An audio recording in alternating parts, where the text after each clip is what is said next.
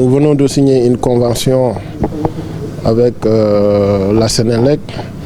Comme vous le savez, c'est pour répondre aux attentes de M. le Président de la République, son Excellence Macky Sall, qui a impulsé une nouvelle politique intelligente d'organisation spatiale par la mise en place, par l'élaboration du plan national d'aménagement et de développement territorial du Sénégal, qui a comme objectif de bien structurer l'espace.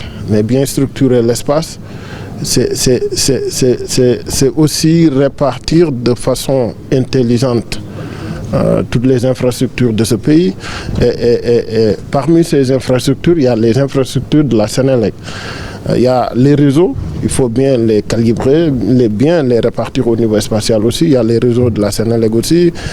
Je parlais tantôt au DG de la Sénélec que la Sénélec, c'est à la fois ce que nous faisons, nous, en aménagement du territoire, c'est du ponctuel parce qu'ils ont des centrales, c'est du linéaire parce qu'ils ont un réseau, c'est du surfacique aussi parce que ils ont comment dirais-je encore, ils ont besoin de superficie pour l'exploitation, pour les centrales solaires, ainsi de suite, ce qui fait que bien les répartir au niveau spatial demande aussi la collaboration de toutes les autres structures de l'État. C'est la raison pour laquelle nous sommes là pour signer une convention. De ce fait, nous comptons nous accompagner mutuellement.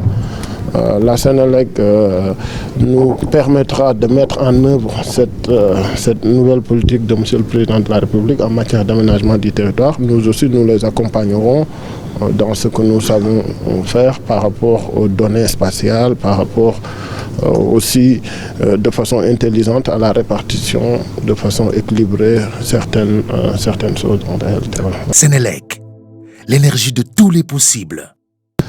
Je voudrais d'abord remercier le directeur général de l'ANAT pour cette très belle initiative qui nous encourage à plus d'un titre parce que comme vous le savez, lorsque Sénélec déploie ses projets de centrales ou bien Sénélec tire ses lignes, Sénélec a besoin de surface, Sénélec a besoin de couloirs. Et lorsque nous avons une structure comme l'ANAT qui vient nous préparer le terrain, parce que l'aménagement du territoire, ça suppose que de dire voilà ce qu'on va réserver pour Sénélec, en termes de couloirs de ligne, en termes de sites que nous pourrons exploiter. Et chaque fois que nous faisons notre planification ou bien nous devons déployer nos projets, comme vous le savez, le vrai problème c'est le foncier. Le foncier parce que souvent il faut déplacer des populations pour faire passer les lignes. Le foncier parce que souvent les effets de nos centrales de production sur l'impact. Et maintenant si l'ANAT vient nous dire tout ce travail est fait avec le PNADT, ça nous ne pouvons que saluer cela. C'est pourquoi cette convention-là est très importante et c'est ce qui explique la mobilisation et la disponibilité de Sénélec. Parce que c'est comme ça que nous pouvons ensemble mieux servir les populations.